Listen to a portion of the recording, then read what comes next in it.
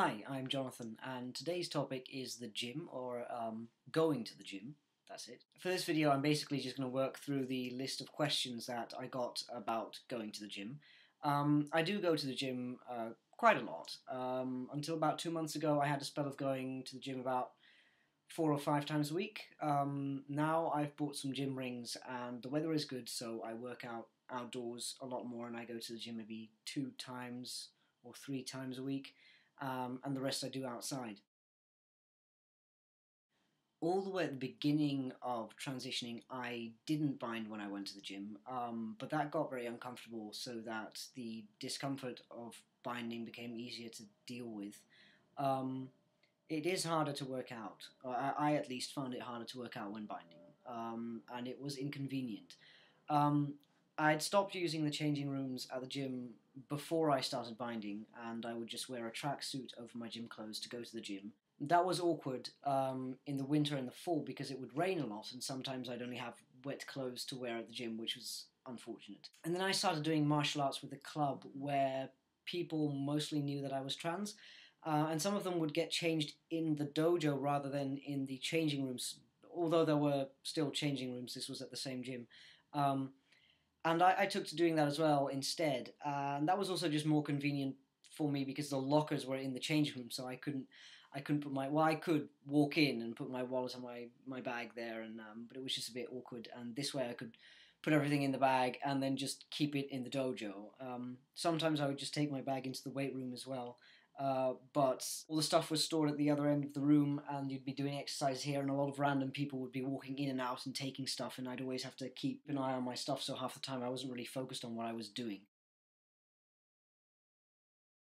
After I had top surgery, I did start to use the men's room. At first that was quite awkward because I thought for some reason that people might somehow suspect that I didn't belong there, or feel that way, or notice something different, and that I would stand out, and that was awkward. But I had always felt the same way about the women's changing room as well, because as a child, I used to do team sports, and there had been numerous incidents where girls had started screaming at me, girls from other teams, or had tried to either throw me out of the room, out of the changing room, or get me thrown out of the changing room.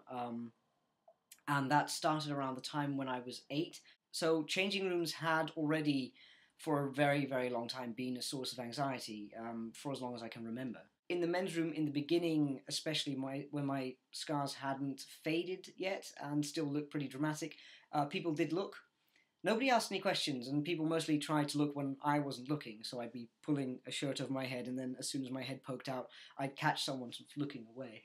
But nobody ever asked about it, and everybody seemed to keep a respectable distance as far as the scars were concerned, so it was fine with me. In the men's changing room at that gym, because I was doing martial arts there as well with this group of people, a lot of the guys there knew that I was trans, and nobody ever gave me the impression that they thought that it was weird that I would use the men's room or anything, so that was nice. And the men's room is just awkward anyway, because there's always some guy elaborately groping around in his own underwear, or that one guy who comes out of the shower and then spends 10 minutes standing naked, like this, naked, spending all this time talking about how incredibly tough his RPM spinning classes were, and oh, it was all dramatic and letting it all hang, and I'm still standing here doing my speech. Oh, it was dreadful, it was such a tough workout, it was, letting it hang, yes, still letting it hang, and there's always that guy.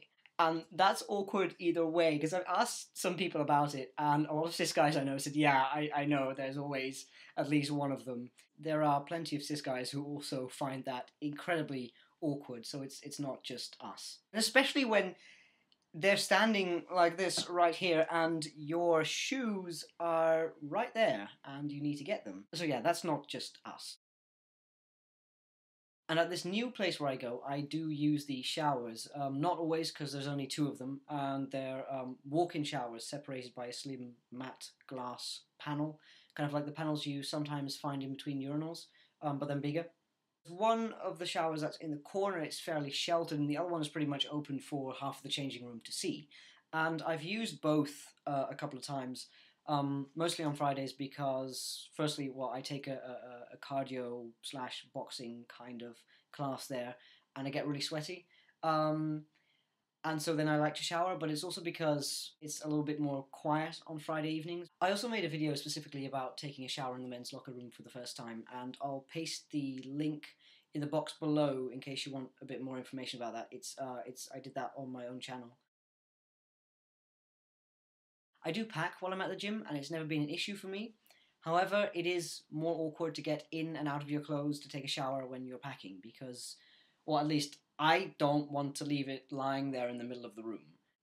So I take it off in one go with my underwear, and then I put it in my jeans. And I always feel the trickiest part is getting dressed again and then packing, um, because you want to maybe not end up waving a rubber dick in everybody's face. And there was this one time when the changing room was empty, and I thought I can just get changed. I can just go and do that. I don't need to rush. I don't need to hurry. There's nobody here. And I was just putting on my underwear and holding my packet in one hand as I was putting on my underwear, and a group of people just walked in, and I hadn't expected it, so it made me jump a bit, and I tried to shoot into my underwear in one go so that I could put my packet away, and then I nearly tripped, and I had to flail to keep my balance with my free hand, which was also the one that was holding the packy. So basically I was standing there waving my dick around, but people seemed too preoccupied to notice anything, which is usually the case in gyms. People in gyms are usually just really busy with themselves, too busy with themselves to pay much attention to anyone else, which is nice. So those were the questions that I was asked to cover. If there's anything else you'd like to know, just leave me a comment, and I'll look at those and see if I can give you an answer. And I can maybe type an answer, and if it's an elaborate answer, elaborate question, I can maybe make a video on my own channel, which I'll link below as well. Alright, bye-bye!